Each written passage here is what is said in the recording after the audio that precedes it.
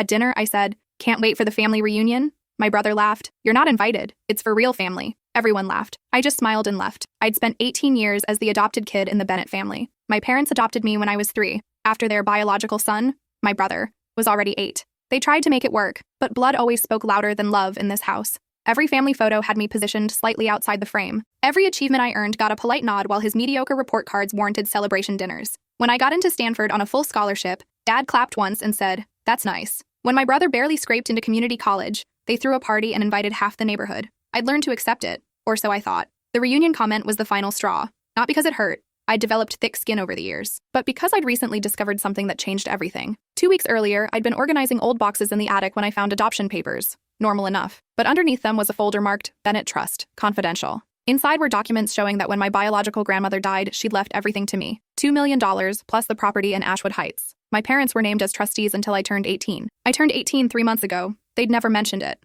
I kept digging. Bank statements showed systematic withdrawals. Legal documents with forged signatures. Mine. My parents had been draining the trust, funneling money into my brother's failed business ventures and their own lavish lifestyle upgrades. The beach house they'd bought last year. My money. My brother's new Tesla. My money. The European cruise they were planning after the reunion. You guessed it. I'd spent the last 2 weeks making copies of everything and consulting with the lawyer whose name was on the original trust documents. He'd been trying to reach me for months, but my parents had been intercepting the calls and letters. They'd even set up a fake email address in my name to communicate with the firm, delaying everything. "This is fraud," he'd said, his face grave. "Criminal fraud. We need to act fast before they liquidate more assets." So when my brother made that joke about real family, I smiled because I knew something they didn't. The reunion was in 3 days. The whole extended family would be there. Aunts, uncles, cousins, even my mom's judgmental sister, who'd always whispered about how charity cases never truly belong. I'd already filed the lawsuit. The process server had instructions to deliver the papers during the reunion, right as my dad started his traditional toast about family bonds and Bennett pride. But that's not all I'd discovered in those documents.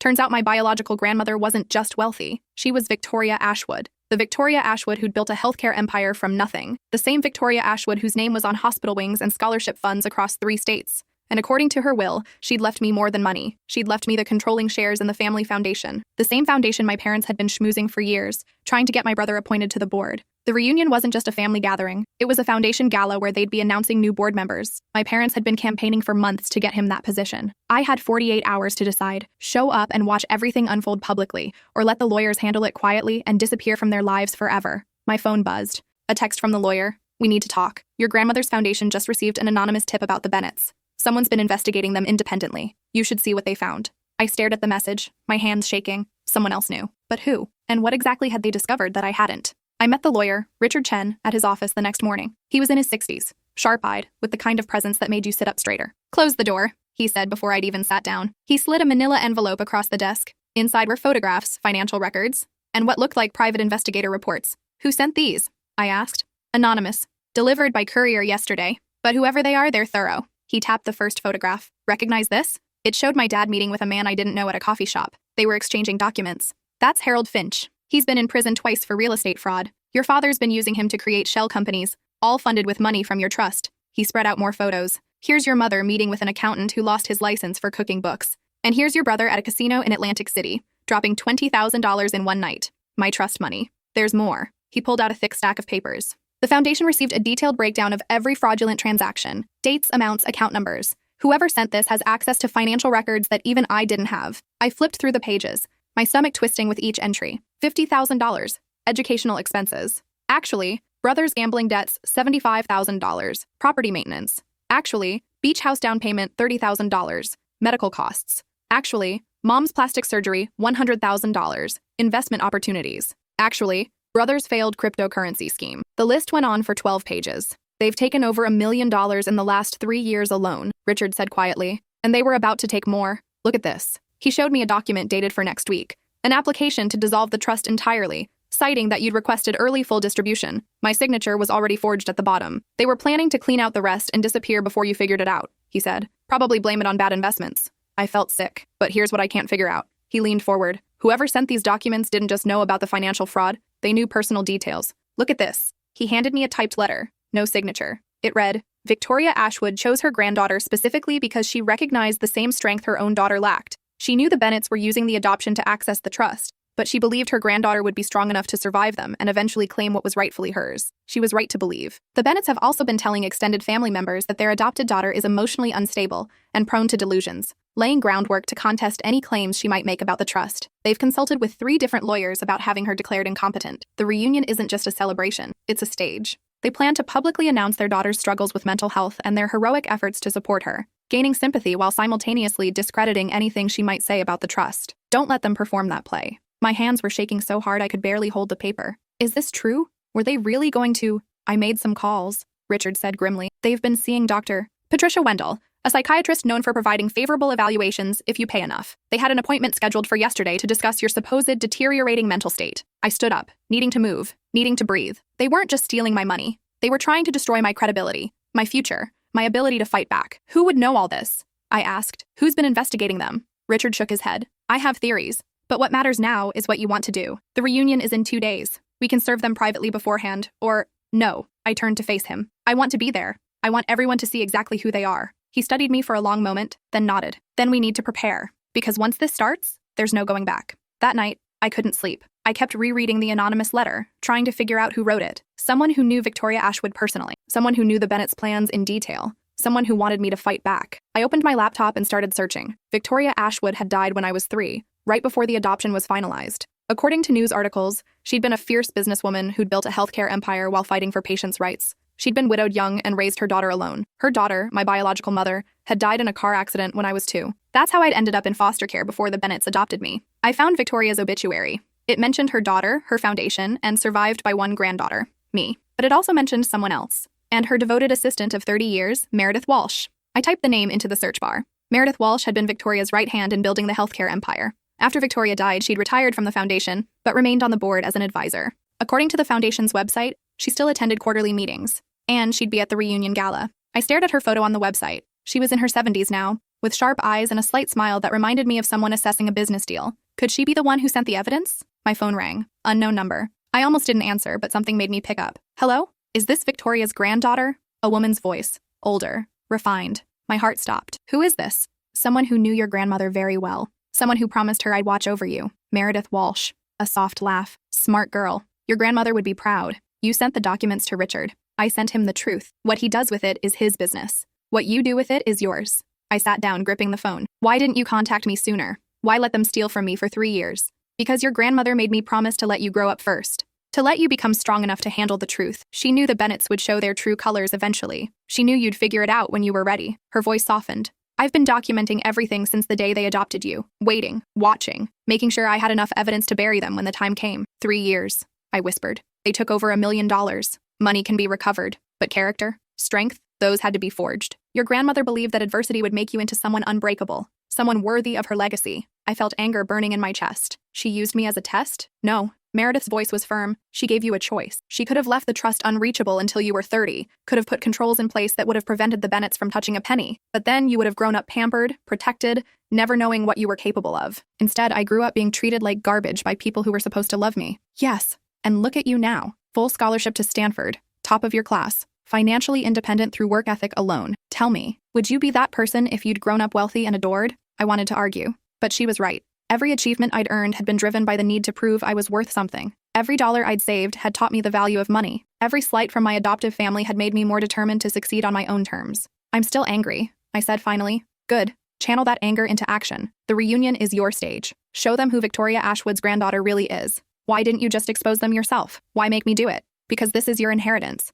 Not just the money, the power to decide what happens to the people who wronged you. Your grandmother understood that revenge is hollow when someone else serves it for you. You needed to discover the truth yourself, to make the choice yourself, to stand up for yourself. She paused. The foundation board meets 1 hour before the gala begins. I've made sure you're on the agenda as a special guest. Your adoptive parents have no idea. Come early. You'll want to hear what we've uncovered about their dealings with the foundation itself. What do you mean? Let's just say the trust fund isn't the only thing they've been stealing from. The line went dead. The next day passed in a blur of preparation. Richard filed additional paperwork. I rehearsed what I'd say 100 times. I tried on 3 different outfits before settling on a simple black dress. Professional, mature, unmistakably not the mentally unstable girl my parents had been painting me as. I barely slept the night before the reunion. By 4 p.m., and I was dressed and ready. The gala started at 7 Psi. but Meredith had told me to arrive by 5 hours for the board meeting. I drove to the Ashwood Heights Country Club, the venue my parents had chosen for maximum impact. My money had probably paid for the rental. The building was magnificent, all glass and marble, overlooking manicured gardens.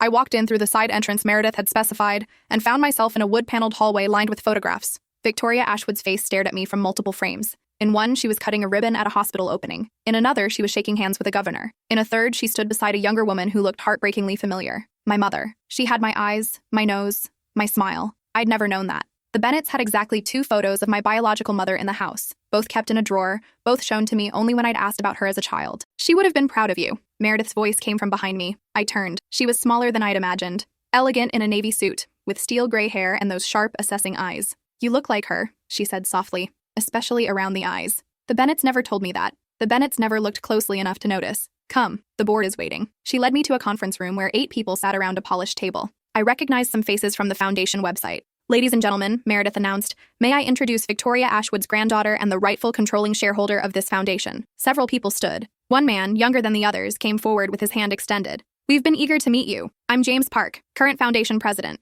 We've been concerned about some irregularities that have come to our attention. Meredith gestured for me to sit at the head of the table, the power position. 3 months ago, James continued, we began receiving applications for foundation grants from several organizations. Standard practice. But our accounting team noticed something unusual. Multiple applications were being submitted through a consulting firm called Bennett Advisory Services. My stomach dropped. At first, we thought it was coincidence. But then we noticed that every organization using Bennett Advisory Services was receiving approval for grants at unusually high rates, and those grants were significantly larger than average. He pulled up a presentation on the screen. Bennett Advisory Services is owned by your adoptive father. He's been coaching organizations on how to apply for our grants, taking a 25% consulting fee, and then using his connection to your adoptive mother, who volunteers on our grant review committee, to ensure approval. The screen showed dozens of grants, hundreds of thousands of dollars. We estimate they've skimmed over $400,000 in consulting fees over the past 2 years. Money that should have gone to actual charitable work. I felt numb. But here's the real problem, James said. Several of these organizations don't actually exist. They're shell companies created to receive grant money that then disappears into offshore accounts. He pulled up incorporation documents, all filed by my dad. We've turned this over to the FBI. But we wanted you to know before tonight's gala, because your adoptive parents are about to receive a very public honor for their charitable work with this foundation. Stop the ceremony, I said immediately. We plan to. But we wanted to give you the option of how this plays out, quietly or publicly. Meredith leaned forward. The foundation has already prepared press releases about the fraud. We have reporters standing by. But the decision is yours. You can let law enforcement handle this privately, or you can expose them tonight in front of everyone they've been trying to impress for years. I looked at the faces around the table. These people had dedicated their lives to Victoria Ashwood's mission of healthcare advocacy, and my adoptive parents had turned that mission into a personal piggy bank. How many people were actually hurt by this? I asked quietly. James pulled up another slide. We traced the money. The shell company grants were supposedly going to rural healthcare clinics. We contacted those clinics. They never received the funding. Many of them had to close. We estimate over 2,000 patients lost access to care because money meant for them was stolen. 2,000 people. Real people who needed help, who'd been counting on Victoria Ashwood's foundation. I want everyone to know, I said. Everyone who trusted them. Everyone who believed their performance. I want them to understand exactly what they've been celebrating. Meredith smiled. It wasn't a kind smile. Then let's give them a show they'll never forget. By 6:30, the ballroom was filling with guests. I watched from a private room upstairs as my parents arrived, both dressed impeccably. Mom wore a designer gown that probably cost $5,000. My money. Dad had a new Rolex. My money. My brother swaggered in behind them, looking bored and entitled. They worked the room like politicians, shaking hands, posing for photos, accepting congratulations for their charitable work. My mom's sister, Aunt Patricia, cornered her near the bar. Even from upstairs, I could read her body language, judgment, superiority. She'd always treated me like an unfortunate obligation. Richard appeared at my elbow. Process servers are in position. The police are outside. We're ready when you are. When does the ceremony start? Your father's toast is at 7:30. The fraud announcement is scheduled for 7:45. I checked my reflection one more time. Calm, professional, unshakable. At 7:25, I walked downstairs and slipped into the ballroom through a side door. Nobody noticed me at first. I'd always been good at being invisible in this family. I found a spot near the wall where I could watch. At exactly 7:30, the lights dimmed. A spotlight hit the stage. Dad walked up, smiling his practiced smile, and picked up the microphone. Good evening, everyone. Thank you so much for joining us tonight to celebrate the incredible work of the Ashwood Foundation. Applause. He basked in it. For those who don't know, my wife and I have been blessed to serve on the Foundation's grant committee for the past 2 years. It's been an honor to help distribute Victoria Ashwood's legacy to organizations that truly need it. More applause. I felt sick. But tonight isn't just about the Foundation's work. Tonight is about family, about the bonds that hold us together through everything life throws at us. He gestured to where my mom and brother stood near the stage. My wife and I adopted our daughter 18 years ago, and it's been one of the greatest joys of our lives. We've worked hard to provide her with every opportunity, every advantage we could give her. Several people glanced around, clearly looking for me. Unfortunately, she's been struggling lately. Mental health challenges that we're working through as a family. She couldn't be here tonight, but we know she's thinking of us. The lie was so smooth, so practiced. They'd been rehearsing this, which is why the Foundation's mental health initiative is so important to us personally. We've seen firsthand how these struggles can affect a family, how important proper support and treatment can be. Aunt Patricia dabbed at her eyes. Other people nodded sympathetically. So tonight, we're honored to accept the Foundation's Humanitarian Award for our work in healthcare advocacy, and we pledge to continue. Actually, I said loudly, stepping out of the shadows, I think we need to pause this celebration. Every head in the room turned toward me. Dad's face went white. Mom actually gasped. My brother's mouth fell open. I walked toward the stage, each step steady and deliberate. Sorry I'm late, Dad. Mental health challenges and all that. Nervous laughter rippled through the crowd. They thought it was part of the show. I took the microphone from his frozen hand. For those who don't know me, I'm the adopted daughter he just mentioned. The one who supposedly couldn't be here tonight due to mental health struggles. I turned to face the audience. But I'm actually feeling quite clear-headed. Clear enough to notice some interesting financial irregularities related to this foundation. Clear enough to discover that my adoptive parents have been stealing from both my personal trust fund and from the foundation itself. The room went silent. Clear enough to know that this humanitarian award is actually being given to people who embezzled over $400,000 from healthcare programs, causing rural clinics to close and denying care to over 2,000 patients. Dad lunged for the microphone. This is insane. She doesn't know what she's talking about. James Park stepped onto the stage. Actually, she knows exactly what she's talking about. Because the Foundation Board has spent the last 3 months investigating you. 2 police officers entered through the main doors. Mr. and Mrs. Bennett, you're under arrest for wire fraud, embezzlement, and conspiracy to commit fraud. The room erupted. Dad tried to run. He actually tried to run. But the officers were faster. They had him in handcuffs in seconds.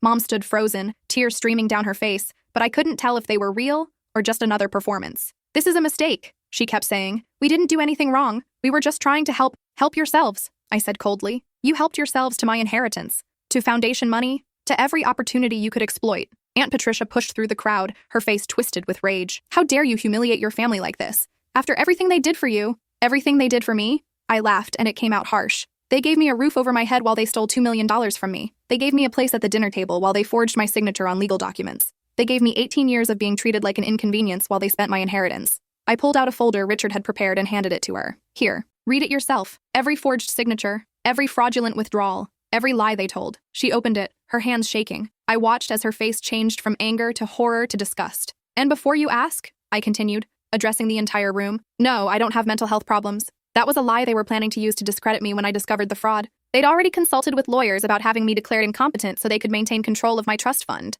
Meredith stepped forward with a microphone of her own. Ladies and gentlemen, as the longest-serving member of this foundation's board, I want to apologize. We failed to protect Victoria Ashwood's granddaughter, and we failed to protect the people we serve. But I promise you this, every penny will be recovered, every clinic will be supported, and the foundation will establish new oversight procedures to ensure this never happens again. She turned to me, and I'd like to formally introduce the newest member of the foundation's board of directors and the controlling shareholder, Victoria Ashwood's granddaughter, who has more courage and integrity in her little finger than these frauds had in their entire bodies. The room didn't know how to react. Some people were crying, some were staring at my parents in disgust. Some were pulling out their phones to record or call their own lawyers. I watched as the police led my parents out. Mom was sobbing now, truly sobbing, and for a moment I felt something twist in my chest. But then I remembered the years of being treated as less than, the missed opportunities, the constant reminder that I wasn't really family, the 2,000 patients who'd lost healthcare access because they'd been too greedy. My brother tried to slip out through a side door, but Richard stepped in front of him. Not so fast. You've benefited from the fraud too. The district attorney would like to speak with you.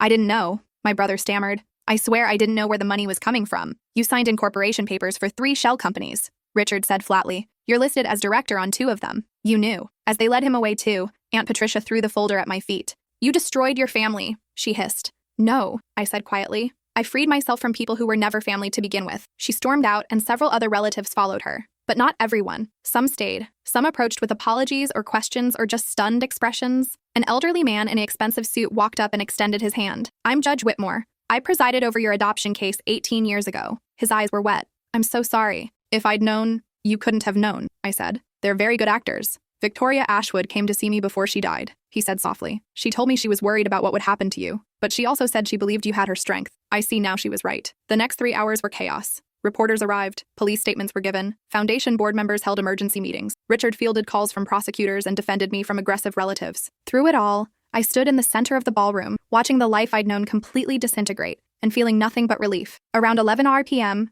the crowd finally thinned. Meredith found me sitting alone at one of the tables, staring at the empty stage. "How are you holding up?" she asked, sitting down beside me. "I don't know. I thought I'd feel triumphant or vindicated, but I just feel tired." "That's normal. You've been running on adrenaline for days. Once it wears off, the exhaustion hits. What happens now?" Now you rebuild. The trust fund will be restored. Richard's already filed the paperwork. The foundation will recover the stolen money and redirect it to the programs that needed it. And you'll get to decide what kind of legacy you want to build. "What if I'm not strong enough? What if my grandmother was wrong about me?" Meredith smiled. "She wasn't wrong. You proved that tonight. But strength doesn't mean you have to carry everything alone." She pulled out an envelope. "Your grandmother left this for you. She told me to give it to you when you were ready. I think tonight counts." My hands shook as I opened it. Inside was a letter in elegant handwriting. "My dearest granddaughter, if you're reading this, then you've discovered the truth about the Bennetts and you've chosen to fight back. I'm proud of you. I knew you would. I'm sorry for the path I chose for you. I could have protected you from them, but protection isn't the same as preparation. You needed to know what you were capable of overcoming. You come from a long line of strong women.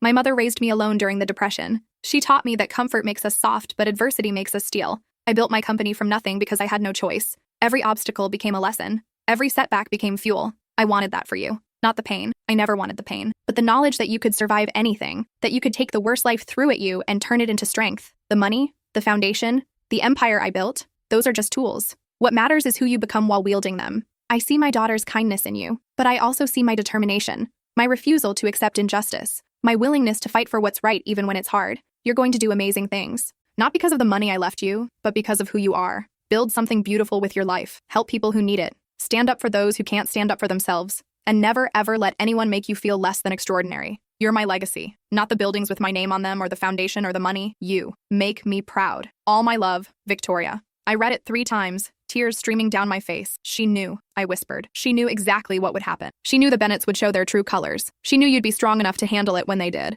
And she knew that surviving them would make you into someone capable of carrying on her work. I wish I could have met her. In a way, you are meeting her. Every time you stand up for yourself, every time you fight for what's right. That's Victoria Ashwood living on." The legal proceedings took months. My parents were formally charged with multiple counts of fraud, embezzlement, and forgery. They tried to claim they'd been acting in my best interest, trying to preserve the trust fund. That fell apart when prosecutors showed the jury receipts for luxury purchases and the offshore account transfers. My brother took a plea deal in exchange for testimony against them. He got probation and community service. I never spoke to him again. During the trial, dozens of their friends and relatives testified about what wonderful people they were, how they'd been model parents, how I was clearly being vindictive and ungrateful. But then the prosecutor showed the forged signatures, the stolen money, the patients who'd lost healthcare access because of the foundation fraud. The jury deliberated for 3 hours. Guilty on all counts. Dad got 8 years, Mom got 6. They're eligible for parole in 4, but Richard says the prosecution built such a strong case that parole is unlikely. Aunt Patricia wrote me a letter calling me a monster who destroyed a family over money. I burned it without responding, but other relatives reached out. A cousin I barely knew apologized for not paying closer attention. An uncle admitted he'd always noticed how differently I was treated, but hadn't wanted to cause family drama by speaking up. I didn't forgive them, but I didn't cut them off entirely either. Some mistakes are made from weakness rather than malice. I deferred my Stanford admission by a year. I needed time to process everything, and to learn how to manage the foundation. Meredith became my mentor, teaching me everything Victoria had taught her about business, about leadership, about using power responsibly. We restructured the foundation's grant review process, adding independent auditors and rotating committee members to prevent future fraud. We established a whistleblower hotline and partnered with healthcare advocacy groups to ensure money reached the people who needed it. I personally visited every clinic that had been affected by the stolen grants. I met patients who'd lost access to care, doctors who'd struggled to keep their doors open, communities that had suffered because of my adoptive parents' greed. And I promised them it would never happen again. We didn't just restore the stolen funding, we doubled it. I used money from my trust fund to establish new programs, scholarships for medical students from rural areas, mobile healthcare units for underserved communities, mental health resources for families dealing with trauma. The mental health program was personal. I wanted other kids who'd been through what I had to have access to real help, not the kind of fake diagnosis my parents had been planning to use against me. On the 1-year anniversary of the gala, the foundation held another event. This time, I was the keynote speaker. I stood at the same podium where my dad had given his fake speech about family and charity, and I told the truth about what had happened. About being adopted by people who saw me as a means to an end. About discovering the fraud. About choosing to fight back. Victoria Ashwood believed that adversity reveals character, I said. She was right. But she also believed that what we do after adversity defines our legacy. I looked out at the crowd. Foundation board members, healthcare workers, patients whose lives had been changed by the programs we'd established. We can't change the past. We can't undo the harm that was done. But we can choose what comes next. We can choose to build something better. The applause was genuine this time. Not for a performance, but for real work, real impact. After the speech, a young woman approached me. She was maybe 20, with nervous eyes and calloused hands that spoke of hard physical labor. I just wanted to say thank you, she said quietly. My mom has diabetes. When the clinic in our town closed because of the stolen funding, she couldn't afford insulin. She almost died. She pulled out a photo of an older woman, smiling and healthy. But then your foundation reopened the clinic with even more resources. They saved her life, so thank you. I hugged her, this stranger whose life had been touched by both the worst and best of what money could do. That moment, more than the court victory, more than recovering my inheritance, more than the applause, that was when I truly understood what Victoria had been preparing me for. Not just survival, purpose. I started Stanford that fall, double majoring in business and public health. I wanted to understand both sides of what I'd inherited, the power to make money and the responsibility to use it well. I kept my identity relatively quiet on campus. Sure, some people knew I was that girl from the foundation scandal, but most just knew me as the freshman who studied too much and volunteered at the campus health center. I dated a few people. None of them worked out. It was hard to trust that people wanted me for me and not for Victoria Ashwood's money. But I made real friends, people who valued me for my ideas, my sense of humor, my willingness to help them study for midterms. People who didn't care about my inheritance or my backstory. I visited Meredith every few months. She was getting older, her steps slower, but her mind was still sharp as ever. Tell me something, she said during one visit, as we sat in her garden drinking tea. Do you regret how things turned out? You mean, do I wish the Bennetts had actually loved me? I mean, do you wish Victoria had left you in a different situation, protected you more, given you an easier path? I thought about it. Really thought about it. No, I said finally. I'm not glad they hurt me. I'm not glad they stole from me. But I'm glad I learned who I am despite them. Maybe even because of them. That's exactly what your grandmother hoped you'd say. I still have nightmares sometimes. About standing outside the family photos, always slightly apart. About working so hard for scraps of approval that never came. Trauma doesn't just disappear because you've triumphed over it, Meredith said gently. You're allowed to carry those scars. But they don't own me anymore. That's the difference. She smiled. Victoria would be very proud of the woman you've become. 3 years later, I graduated from Stanford with honors. Meredith came to the ceremony, accompanied by nurses because she was too frail to travel alone, but she insisted on being there. I made a promise to Victoria, she said. I told her I'd watch over you until you didn't need watching over anymore. Today, I'm keeping that promise. She died 2 months later, peacefully in her sleep. She left me a letter too. You're ready now. Not just to manage the foundation, but to expand it. To take it further than even Victoria imagined. I've watched you grow from a frightened girl trapped in a family that didn't deserve you into a woman of strength, compassion, and purpose. Thank you for letting me be part of your journey. Thank you for proving that Victoria's faith in you was justified. Build something beautiful. You already know how. At her funeral, I met people whose lives she'd touched. Healthcare workers she'd mentored, patients she'd helped, business leaders she'd inspired. And I realized that this was the real inheritance Victoria had left me. Not just money or a foundation, but a legacy of using power to help rather than harm, of standing up rather than giving in, of building rather than destroying. 5 years after the gala, I was named president of the Ashwood Foundation at age 25. Some board members worried I was too young, but I'd proven myself through action, not words. Under my leadership, the foundation tripled its healthcare programs. We opened 12 new clinics in rural areas. We established a national network of mental health resources. We partnered with medical schools to provide full scholarships for students committed to underserved communities. And we named every program after people who'd been harmed by my adoptive parents' fraud. Every clinic, every scholarship, every resource center. I wanted those patients to know they hadn't been forgotten, that their suffering had mattered, that something good had come from something terrible. I never visited my parents in prison. I never wrote them letters. I never responded to their requests for communication. Some people called me cold for that. Unforgiving. But forgiveness isn't the same as reconciliation. I forgave them for my own peace of mind, not for theirs. But I didn't owe them a relationship. I didn't owe them anything. They taught me one valuable lesson. Family isn't about blood or legal documents. It's about who shows up, who fights for you, who sees your worth even when you can't see it yourself. Victoria Ashwood had shown up for me before I was even born, leaving me a legacy she knew I'd be strong enough to claim. Meredith had shown up for me, documenting evidence and waiting for the right moment to help me fight back. Richard had shown up for me, taking on my case even when it seemed impossible. The foundation board had shown up for me, believing my claims and standing against people with power and connections. Those were my real family, not the people who'd adopted me to access my inheritance. Last month, I attended a foundation gala, 10 years after the night that changed everything. I stood at the podium in a room full of people whose lives had been changed by our work. Doctors and nurses, patients and families, students and advocates. Victoria Ashwood believed that the measure of success isn't how much you accumulate, but how much you give, I said. She believed that strength isn't about never falling, but about standing back up every time you do. I thought about the girl I'd been at 18, discovering she'd been systematically robbed,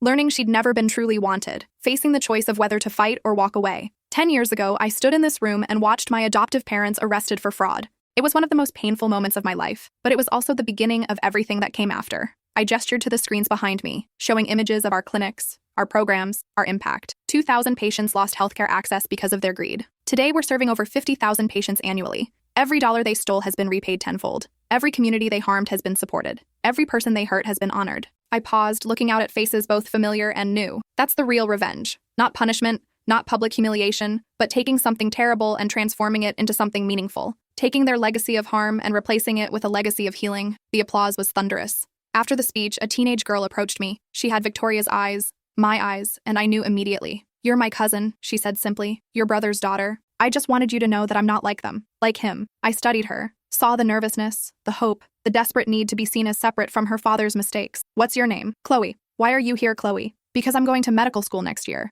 and I want to work in underserved communities. I want to do something that actually matters." She took a breath. "And I wanted to meet the person who had the courage to stand up to my dad and grandfather. I wanted to see if maybe you could teach me how to be brave like that." I thought about the cycle of harm and healing, about giving someone the chance I'd never had. "Let's talk," I said, and led her to a quiet corner. We talked for 3 hours, about family, about choosing your own path, about the weight of other people's mistakes, and the freedom of making your own choices. By the end, I'd offered her an internship at the foundation. "But understand this," I told her. "I'm not doing this because we're related. I'm doing this because you're asking for a chance to prove who you are. Don't waste it." "I won't," she promised. Time will tell if she keeps that promise. But everyone deserves the chance to be better than the family they came from. Today, 15 years after that dinner where my brother told me I wasn't real family, I'm sitting in Victoria Ashwood's old office, the one she built her empire from. My name is on the door now, not Bennett. I legally changed it to Ashwood the day I turned 21. On my desk is a photo of Victoria, my biological mother, and me as a toddler. I don't remember that day, but Meredith found it in Victoria's things and gave it to me. Next to it is the letter Victoria wrote me. I've read it so many times the paper is wearing thin. And beside that is a new frame, holding a quote I found in Meredith's journals. "Some people are born into families. Others have to build them from scratch. Both are valid. Both are enough. I built my family from scratch. A network of people who chose me and I chose them. People whose love wasn't conditional on what I could provide them or how useful I was. And I built something else too. A legacy that would make Victoria proud. Programs that help people. Systems that prevent the kind of exploitation I experienced. A foundation that actually lives up to its name. The Bennetts are out of prison now. They served their sentences and quietly disappeared into wherever failed grifters go when they can't grift anymore. I don't know where they are. I don't care. They're part of my past, but they don't define my future. Sometimes people ask if I'm angry about what happened, if I wish I'd had a normal childhood with parents who actually loved me. The truth is complicated. I'm angry about the injustice, about the years of being treated as less than, about the patients who suffered because of their greed. But I'm also grateful for the strength I found, for the purpose I discovered, for the person I became in spite of them, or maybe because of them. Victoria was right. Adversity reveals character. But more importantly, what we do after adversity defines our legacy. And my legacy isn't being the girl who was stolen from and betrayed. My legacy is being the woman who took that pain and turned it into purpose. The woman who proved that family is what you build, not what you're born into. The woman who showed that the best revenge isn't destruction, it's creation. Building something so beautiful, so meaningful, so impactful that the people who hurt you become footnotes in your story of triumph. I am Victoria Ashwood's granddaughter. Not because of blood or inheritance or legal documents, but because I carry on her work, her values, her refusal to let injustice stand. And that's worth more than any trust fund could ever be.